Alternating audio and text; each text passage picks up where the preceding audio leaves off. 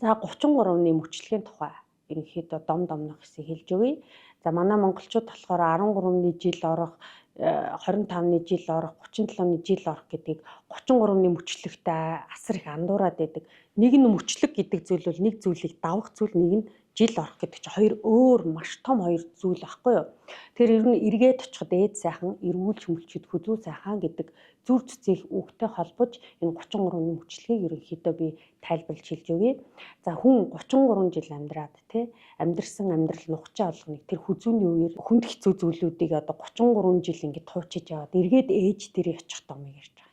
Эргээд ээж дээр очиод энэ домнох хэсгийг нэгсэндээ үлдээд ээжийнхээ ачийг хариулж хүзүүний махыг харж шүл хийж өгөөд ээжтэй сэтгэлийн үлийг одоо бэлдэж өгөө. Дээр үеэсээ бол яг монголчууд эргээд үр хүүхэд маань шинэ хүн болж төрж ийнэ гэдэг учраас үлгийддэг тийм дом зан үйл үзүүлдэг. Гэхдээ энэ чинь нутгийн өөр дом шившлэг байдаг учраас зарим нутаг гушуун ээжтэй бэлгэсэлт авч өгөх, ногоон өнгийн дээл авч өгөх, гутал авч өгөх гэдэг. За манай одоо Баян Хонгор аймаг буюу Халхын 5 нутаг гушуугаар бол өрхөнд үлгийдүүлдэг тийм дом үлддэг байсан.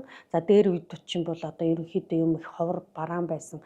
Одоо тийм учраас одоо орчин цагт бол ээж дээр очихдоо хүнжлийн даваа авч чад эргээ шинэ одоо хүн болж төрж гэнэ гэ ээждээ сайхан үлгийдүүлээд баруун хөхөөрөө сайхан хураалуулаад 33 наснаас хойш амьдрах зам мөрөө ерөнхийдөө сайн сайхнаар илэрхийлээд ээжээс өөр үрээ засдаг засал гэж байдаггүй.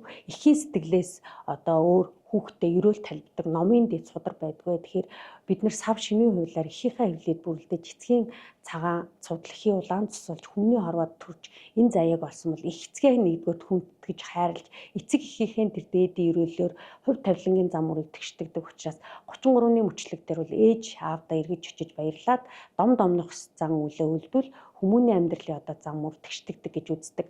33 наснаас хойш нь хүн илжигний амьдралаар амьдраад 40 хүрэхээр нохооны амьдралаар амьдрдаг гэж үздэг. Тэгэхээр 33-ны мөчлөгийг 12 сарын одоо 22 ингээд одоо нар буцаж эхэлдэг.